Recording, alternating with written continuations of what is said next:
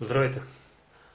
Днес ще се опитам да направя едно ревю на един от флагманите на Ericsson и един от моите любими телефони на вече несъществуващата марка Ericsson. Моделът, който виждате на екрана, е T39, световно известен флагман в годината, когато се е появил, уникален с дизайн и функционалност за времето си. Този модел се появява 2001 година, като е предшестван предишните години от първият в света телефон с капак Ericsson T28, който е иновативен за времето си. Виждате, прилича доста на T39, различават се по доста неща, но това ще го споменам в друго ревю. Когато се появява T28, въпросния модел, единственият в света, който е с въпросните размери, виждате колко е тънък, антенката, външна за по-добър обхват, метален корпус, пластмасов панел, стандартно за времето. Предишните модели на Ericsson, които са били преди T28, са били в този вид. Това е T18, който отново е с капак, активен. Виждате колко е голям, с два реда дисплея. Изглежда в този вид, доста по-обемист на фона на T29 и T28 и T39 също.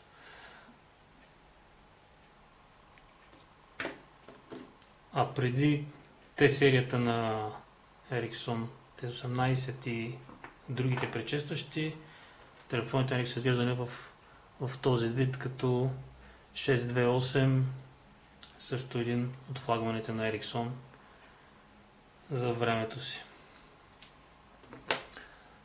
След T28, който вече показах, който е за 1999 година, T39 за 2001, помежду им и за други интересни модели, T28 World, който е един и същата T28, T29 друг телефон, който е помежду T28 и T39. Разликата е, че капакът вече не е с копче, както при T28. Капака на T28 се отваря с бутон. А при T29 и T39 капакът се отваря ръчно. Реално T29 и T28 са едни и същи, но просто ги изучава отварянето на капака и кутията. Кутията вече е като на T39. Ако се вижда добре на камерата, една и съща кутия, различни функции. Екрана на T29 и на T28 е един и същ, с 3 реда дисплей, но вече малко по-дебел е T29.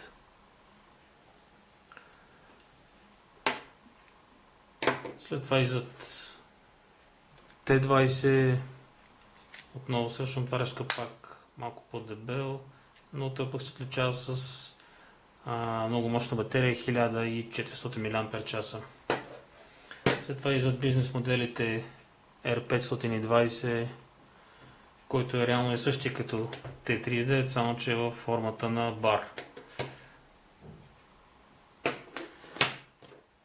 R320 също същи като R520, с изключение на това, че R320 няма Bluetooth, а R520 има. Но днес, както казах, ще се запознаем с T39. Ето отварянето на капака, как се осъществява. Батерията се отваря посредством този щифт. Отвътре са написани серийните номера и къде е произведен телефона. Работи с стандартна SIM карта. Батерията на този тип телефон има 3 вида батерии, които са в зависимост от техния ампераж. Най-малката е ето тази Slim батерия. Тя е с ампераж 600 мАч. Дебелата, която е тази, която ви показвам в момента, тя е с 850 мАч. И има една още по-дебела, която в момента просто не мога да намеря, за да ви покажа. Това е двойно по-дебела от тази, която в момента виждате. И мисля, че беше с ампераж около 1000 мАч, 1100. Оригиналната батерия се отличава с холограма. Виждате надписа Ericsson написан. На гърба има релефен надпис. Също. Тази специално е произведена в Япония. Slim батерията е също с гравиран надпис на гърба. Вижда се на камерата добре. Отново холограма и място на производство отново Япония. Поставям батерията. Задържаме бутона.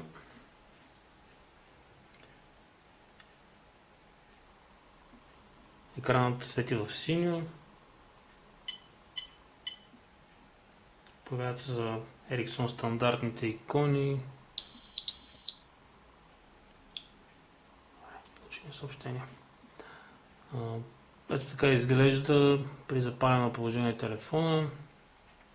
Характеризира се с клавиатура 5 реда, 2 бутона за менюто, с които се навигира по него. По-близко на камерата. Бутон за вдигане, бутон за затваряне и пускане на телефона. В менюто се влиза и бутон за изтриване. В менюто се влиза посредством бутоните за меню. На тях пише меню. Надясно наляво зависи каквото искате, там искате и се влиза в менюто. Виждате фонбук. Характерното за фонбука е, че помни 510 номера, което е за времето си е доста. Като включите и картата, която помни 250. Настройки. Съобщения. Call info. Настройки. X3.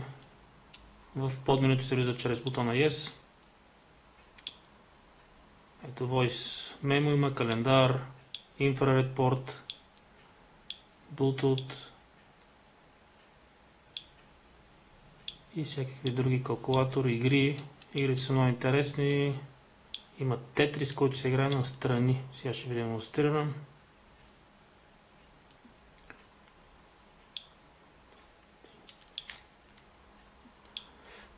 Не можа да го демонстрирам, добре. Няма играта. По принцип имаше. Web браузър. Характерното за модела е, че притежава Bluetooth, който ви гарантира боравенето с Bluetooth слушалка, което е страхотно за хората, които шофират. Ръцете са ви свободни и може да оперирате с колата. Бутонът за усилване и намаляне, който виждате отстрани, ви дава правото да видите с натискане на плъзгане надолу колко часа, каква е датата в момента, кой е профилът и колко часа ви остават разговор.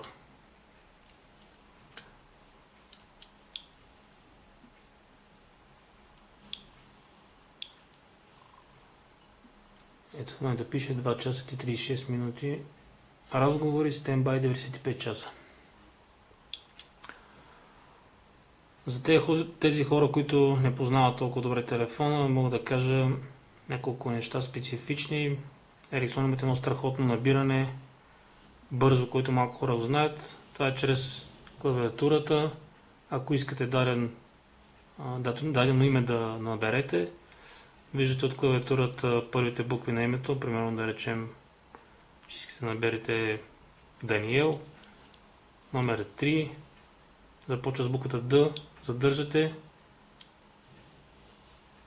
няма номера в картата, но директно ви прехвърля с буквата Д в телефонния указател. И оттам вече можете да намерите името, което ви трябва. Друго, което е страхотно в този модел, който го няма в предшестващите T29 и T28, е това, че тези два бутона вдигане и затваряне са активни и при затваряне на капак. С този телефон може да се говори без да се отваря капак. Натискайки леко ето бутона, може да вдигнете и да говорите както е в момента телефона. Не е нужно да се вдига капак. Отстрани виждате инфраред порта. Телефонът работи с стандартното зарядно, което е за Ericsson. Оригиналното има 3 разновидности. Показвам ви и трите. По-стар модел изглежда по този начин, с двете кръчета, които влизат в телефона. Това е единият вариант на оригиналното зарядно. Това е вторият, който също е по-рядък, кратко срещащ. Този е с трансформатори, тежи доста. Широко разпространеното зарядно е това, което е стандартното импулсно зарядно на Sony Ericsson вече, но спокойно може да зареждате с него всички телефони на Ericsson, на Sony Ericsson, които са с ето тази букса. Показах ви зарядните, показах батериите, сега ще ви покажа едни много интересни аксесуари, които може да не познавате, но работят страхотно с всички модели на Ericsson почти, които са с тези крачета, двете за зареждане. Първото нещо е ето тази докинг станция. Характерното за нея е, че поставя на нея телефона.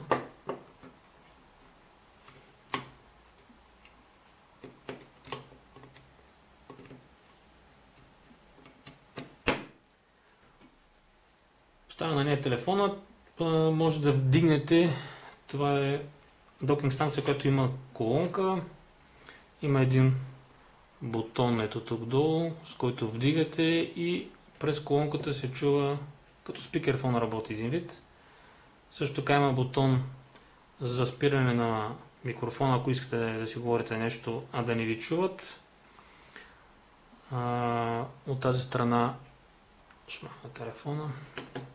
От тази страна има бутон за превключване на слушалки. Се вижда добре, да, и колонка. Отстрани на докинг станцията има вход за слушалки и посредством този бутон превключвате използването на слушалките. Отзад е стандартното зарядно. Страхотното при тази докинг станция е, че тя работи и без зарядно, използва тока на телефона. Така че ако някой ви звънне, все едно имате закачена колонка за телефона и се чува чудесно. Ако искате да зареждате телефона, вече трябва да включите зарядно в докинг станцията. Страхотно допълнение като аксесуар. За тези, които желаят, може да си купят. Все още ги има на пазара. Както казвам, страхотен аксесуар за бизнес разговори, за конферентна връзка и за този тип дейности. Другият уникален аксесуар е този. Това е едно портативно зарядно, което е без кабел. И ще изглежда в този вид. Макса пластмасата. Ето тук са конекторите за зарядното. За зареждане. На него се поставя телефона.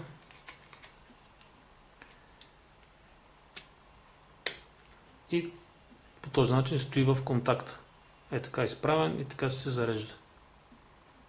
Без кабел, много удобно.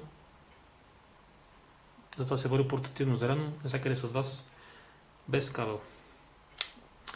Другият страхотен аксесуар. Това е ето тази светкавица. Сега ще се зачудите светкавица за този телефон, той няма камера, няма, но ето този аксесуар, тази светкавица ви дава възможността да използвате светкавицата като фенерче. Тя е и светкавица, и фенерче едновременно. Поставя се отново долу в конектора.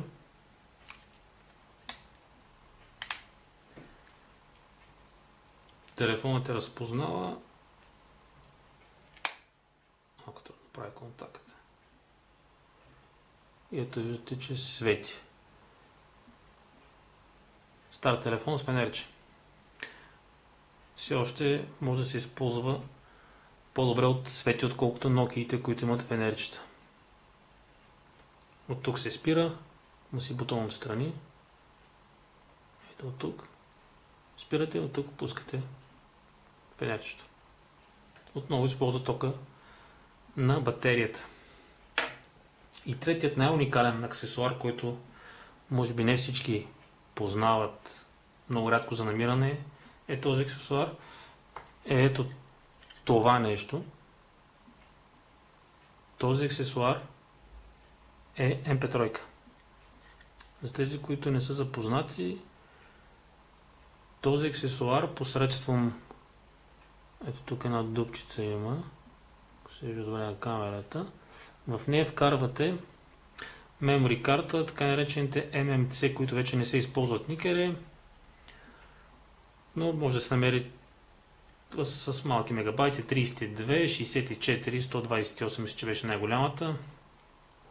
Този аксесуар посредством ето тази цепка тук, която се вижда на камерата, вкарвате memory картата, контактува с телефона посредством тези щифтове и естествено отстрани ви трябва hands-free с две слушалки стандартно, но този път тук жакът е 2,5, а не стандартния 3,5. И може да слушате MP3. Ето по този начин ще изглежда телефона, като се закачи за него.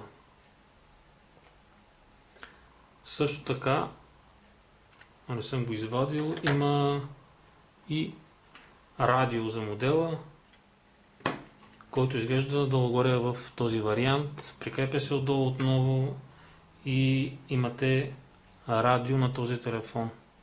Ако желаете да използвате радиото, слагате един аксесуар, ако желаете да използвате MP3, слагате този аксесуар. Какво друго да ви кажа за модела? Освен, че е малък и удобен, търсен сред хората, които разбират от стари телефони, с елегантния си дизайн, малката антенка, която дава повече обхват на места, които няма. Батерията държи 2-3 дена, в зависимост от разговорите.